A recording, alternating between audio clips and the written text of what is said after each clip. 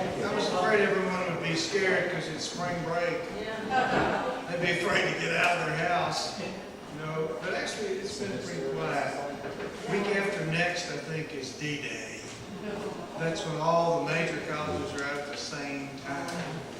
And we're all going to be held hostage in our homes. Up until that point, you know, it never fails. Spring break. All the kids come here, they want to get in their bikinis and sit on the beach. The temperature always drops in the dark. And it's usually wet. So, typical spring break weather is misty, gray, nasty, foggy, and cold. But they still keep doing it, so, you know, what the heck. If it were any other audience and we treated them that way, they'd leave and never come back. Since this is a historical thing, let me share some history with you.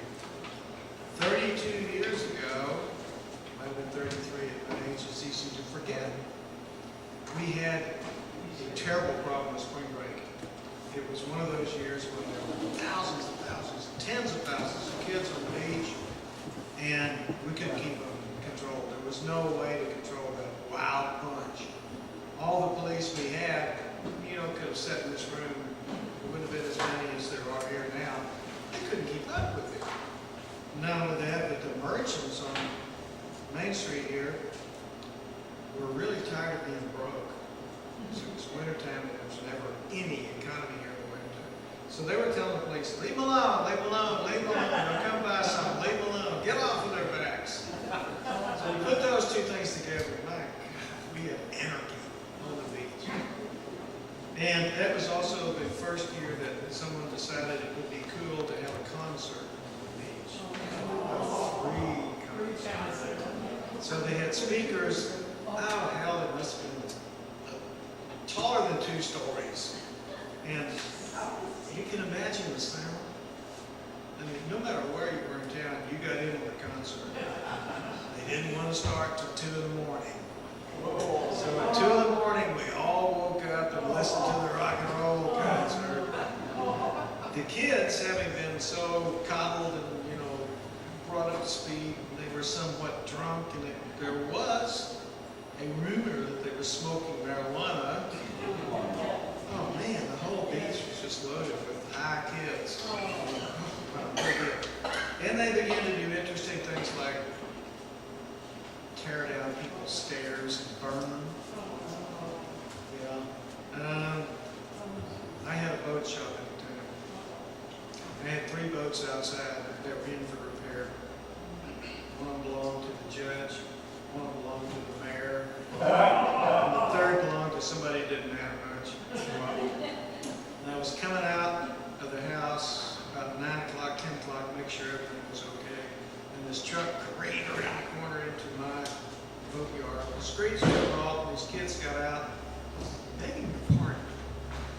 They relieved themselves in the boats. Oh yeah, they had a lot of beer.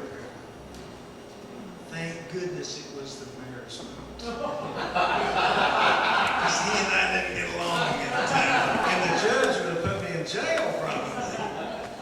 So spring break has changed a whole lot. So has Port Aransas. Tonight, for our last lecture of the season, we have with us a remarkable man, a very accomplished fellow named Herndon Williams. Dr. Williams did not start life as a historian. He is a chemist. Let me read you some of his resume.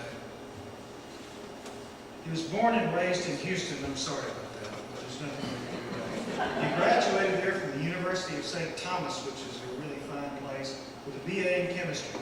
Received a doctorate in physical chemistry from Brown University. Anybody here from Rhode Island? Pretty good names you get in here. His chemistry career started with a postdoctoral fellowship at Rice. This guy really seems to have had the winning inside track from the beginning. Followed by a research position at Sandia Laboratory in Albuquerque. You know what went on there? Those of you know. And 5 years as an associate professor at Universidad de Estadual de Campinas, Sao Paulo, Brazil. What gets around? Back in the USA, that sounds like a rock song. He spent 25 years as an environmental chemist with Radian Corporation in Austin. It's a big corporation. They're still quite in operation, very popular. And retired in 1934. Now here's where we come in. Here's where we come in. 2004. 2000. Did I say 1934? I just want to make sure you're listening. Okay, he retired in 2004, and in 3 years he was so bored that he moved to Bayside, Texas. You ever been there? Pretty cool little place, but it's sure a little place. And here he became heavily involved in researching the history and archaeology of the coastal bend in Texas from the 1500s to 1850. You talk about specializing. Okay. He's a member of your Refurio, actually it should be a Refugio, but as you all know, we mispronounce it probably on purpose because it's a Mexican word, and we weren't pleased with those back in the old days. Refugio County Historical Commission and the Bayside Historical Society. If you haven't been to Bayside, you need to take a moment and go through there. He writes a weekly history column for several local newspapers, and it's good too. And he has published one book, Texas Gulf Coast Stories. Just got it published. That's what we're going to talk about tonight.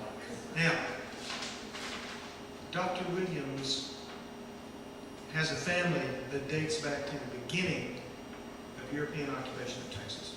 If you shove aside the Spaniards, and that's pretty easy to do down here on the coast because they didn't care. There was no silver, no gold, so they didn't care to be here. We have a group of people who came to the Austin colony. They're called the original 300. He dates back to their family. So many of his family members have made Texas history. Please welcome Dr. Herndon Williams.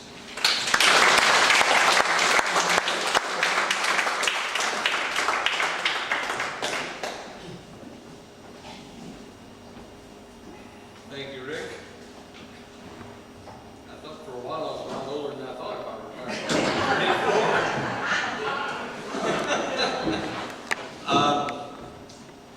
Not quite sure where to go from that. I will start at the end and work back. I live in Bayside, and Bayside is a very small town. How small is small? 400 population. And it's on the other side of Coconut Bay from Rockport. If you look across the bay from Rockport, or if you look across the bay from my house, you see Rockport. So it's about 25 miles from here. We have a Bayside Historical Society, and we have meetings there. And I brought along our quarterly newsletter. And there's a stack of them here being guarded up front. But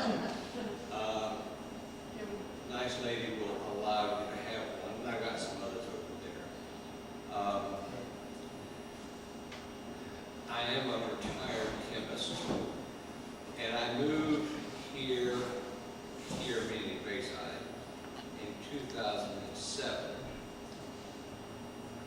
And I didn't really come down here with the idea of becoming a historian, but I did because of the very rich history that I became aware of in the coastal bend, that part of the Texas coast that includes Port Aransas and Bayside and so forth. And so I started researching and writing. And first I started writing, as Rick said, a weekly column in local newspapers, which is not available online. But at a certain point, I got an offer to write a book, and I did, and that's this book here. And then I just sent off a publication for a second book by the same company, the History Press. I was vaguely aware of my ancestry in Texas history, but I became much more aware when I started doing my own researching. To back up a little bit, for those of you that are not from here, I'll give you a quick capsule of the history of this area. Columbus came, of course, in 1492, and the Spanish came soon after that. They were invading Mexico in the early 1500s. But in terms of this area, a Spaniard by the name of Pineda passed up and down the coastline, kind of looking in, not really getting out. But he produced a map of the Gulf Coast from Florida down into Mexico. And this was kind of the basis for Spain's claim to all this area of the New World. I mean, it sort of already claimed Mexico, but this now went all the way over to Florida and up into New Mexico and so forth. Nothing happened here for a long time until 1685. A Frenchman by the name of La Salle, casting eyes upon this land, and possibly on the silver mines that were in northern Mexico, La Salle led a group of about 250 colonists. He purportedly was aiming for the Mississippi. Now, La Salle is credited with being like the discoverer of the Mississippi because he came down the Mississippi all the way from the north to New Orleans, but he didn't get out into the Gulf. He just stopped there and then he went back. Well, in this expedition, he came along the Gulf from Florida and he passed by the Mississippi. Although it's a very big river, its outlet into the Gulf is not that noticeable because it's very diffuse, got a big delta. And he ended up in Matagorda Bay. Matagorda Bay is about 3 bays north of here. And La Salle landed in Matagorda Bay, and he established a colony there in 1685. So 1519, when the first Spaniard passed by, there were no Spanish settlements in Texas at the time. It was claimed, but not settled. San Antonio, which was the oldest settlement, started in 1722. Well, La Salle was a bad manager among many other bad things. And his colonists suffered horribly, and they were overworked and diseased and undernourished and so forth. About like half of them died in the first year, and at a certain point, La Salle left the survivors, which were at that point numbered something like 25, and he was heading for the Mississippi and go back up the Mississippi. He didn't make it.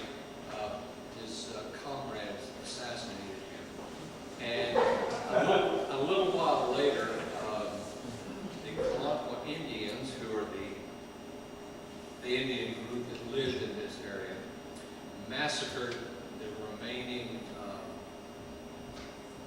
survivors of La Salle's colony about 1688. One permanent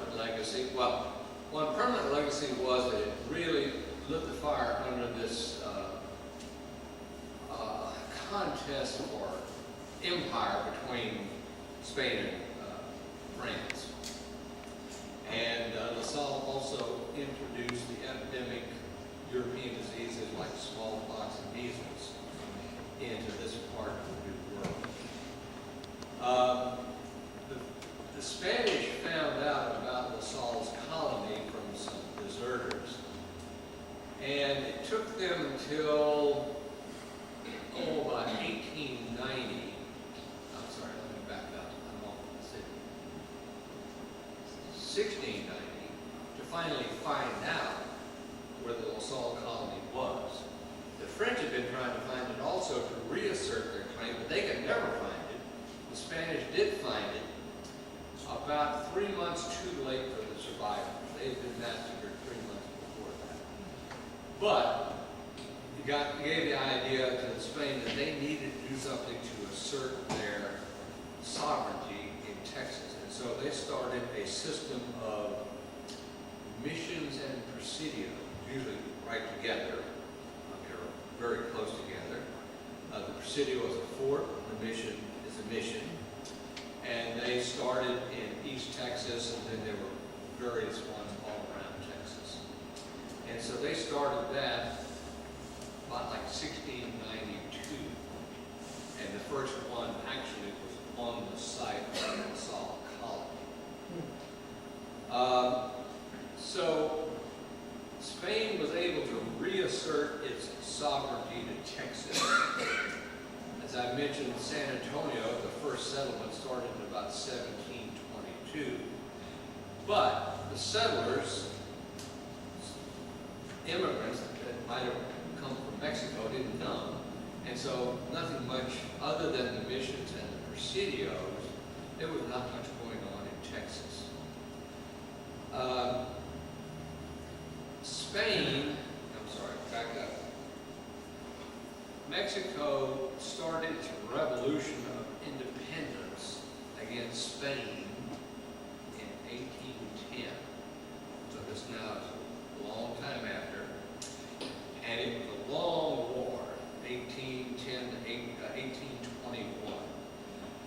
And some people in the Spanish government got the idea. Up to that point, they did not want any Europeans, particularly Anglo settlers, but they said, well, we need to get some people in there. And so they said, we'll get some good Catholics in there. And so they put a requirement for immigrants that they be Catholic or convert to Catholicism. And Stephen F. Austin's father, Moses Austin, was the first one to get a grant to bring colonists into Texas. It's called an impresario grant. And unfortunately, he died before he was able to execute it. And so his son, Stephen F. Austin, the father of Texas, picked it up. And that happened around the time of Mexican independence. So the government was chaotic, and so Stephen F. Austin had to go to Mexico City to reaffirm the grant and so forth.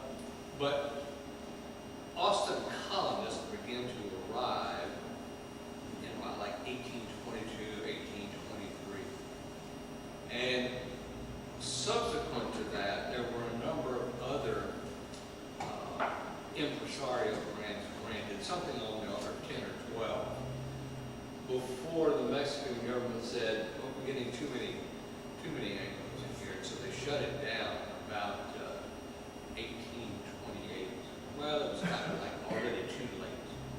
They'd already kind of opened the barn door, and there were many people in the United States and in Europe that wanted to come to Texas primarily for the free land, or nearly free land.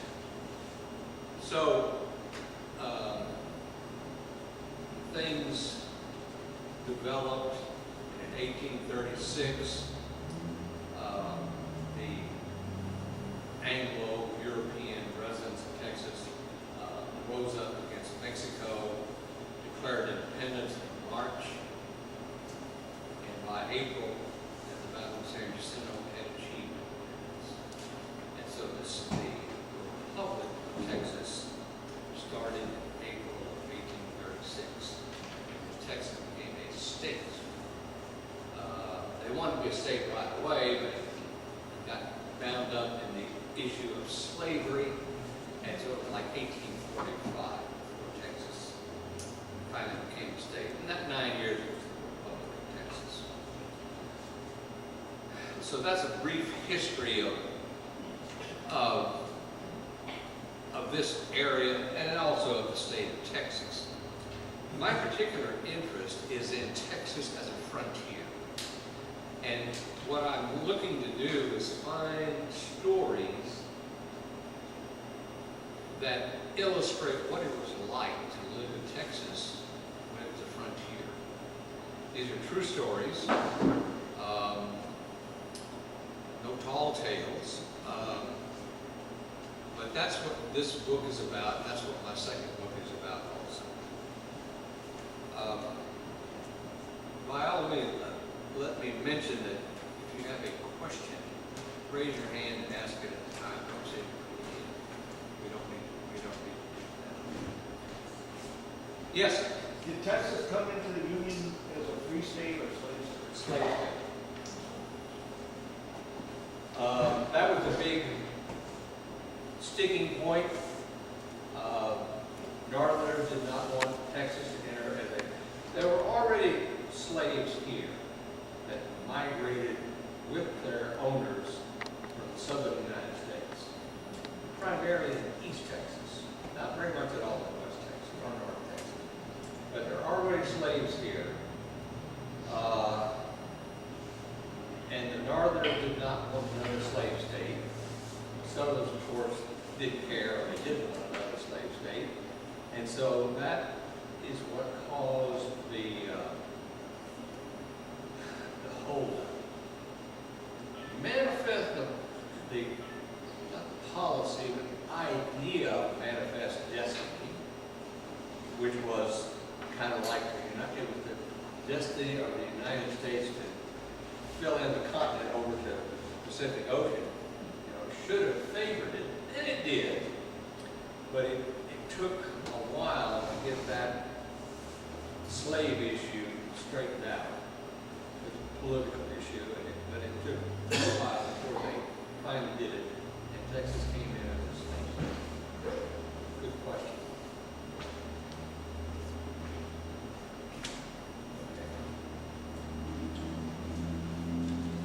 One of the first people, let's see, I mentioned Pineda in 1519. There was another Spaniard who came through in 1528, kind of inadvertently, and that was Cabeza de Vaca. You probably heard the name.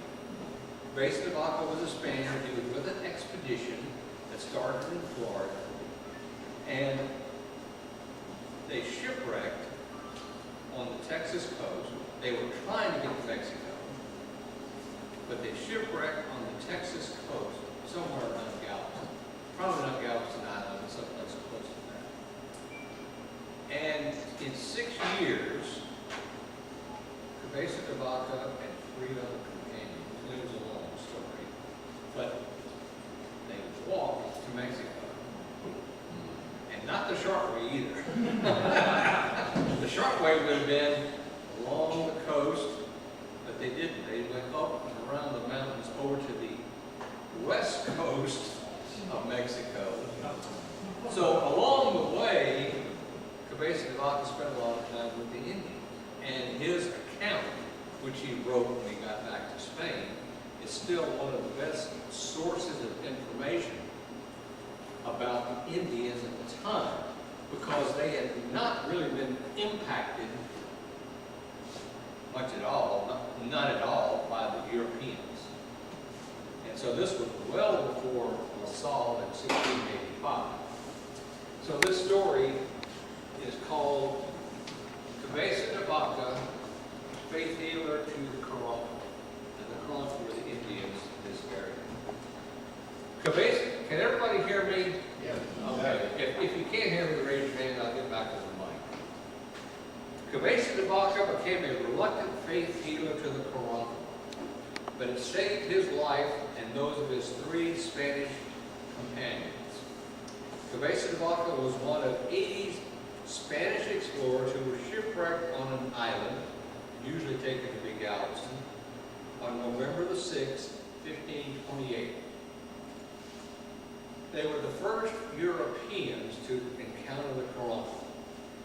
The Caronte on the island were very helpful in feeding them fish and roots and caring for the destitute and marooned Spaniards, even when the Spaniards resorted to cannibalism. Parenthetical. If you hear the word Caronte around here, the first word that comes to people's mind is cannibal. It's like they were the only Indians that were cannibals. Now that's not really true, but anyway, they got saddled with that. And so the first thing is, the Spaniards resorted to cannibalism over the winter, and the Colombians were disgusted by it. All right, back to the book. However, the Spaniards died rapidly over that winter due to starvation and disease. Only 15 of the 80 were alive in February. The Colombians also suffered in the same period, with about half of them dying from a stomach ailment. At some point, some of the Colombians came to the Spaniards and asked them to act as healers.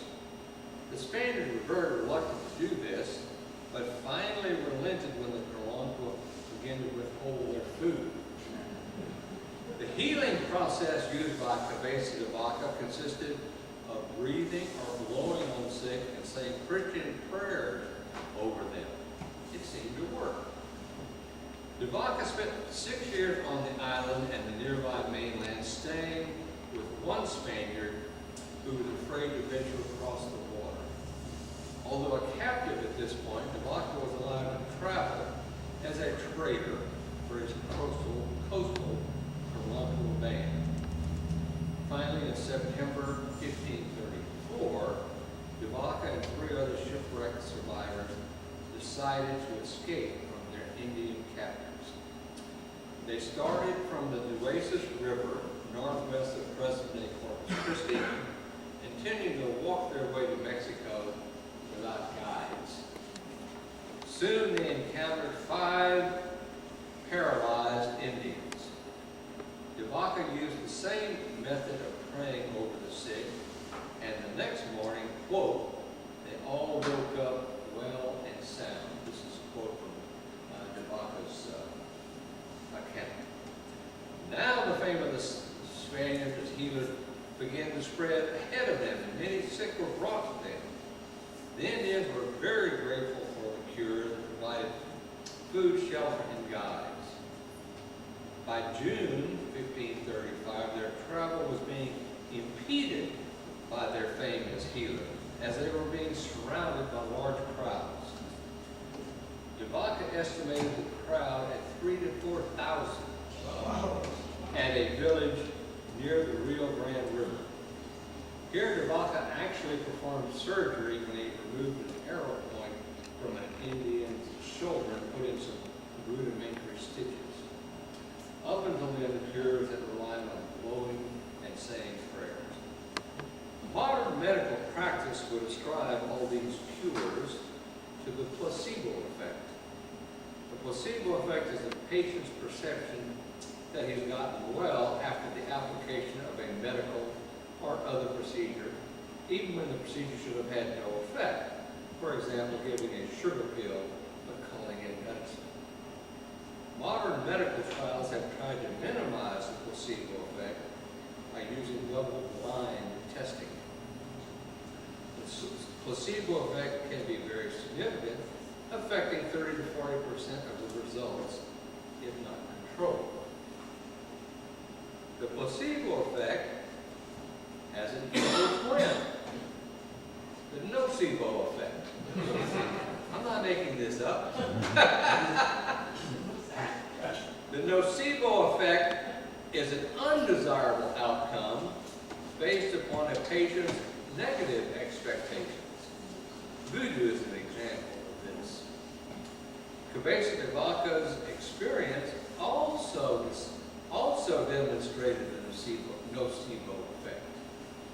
De vaca was having trouble getting his Indian guides to go beyond a certain point. The Spaniards became angry, and that night, many of the Indians became sick, and 6 of them died due to the expected wrath of the Spaniards. De vaca was very surprised and regretful. Of course, he didn't know anything about any of this.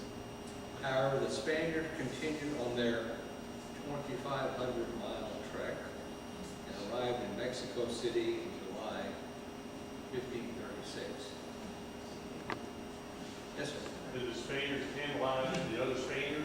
Yes, that was, over that first winter,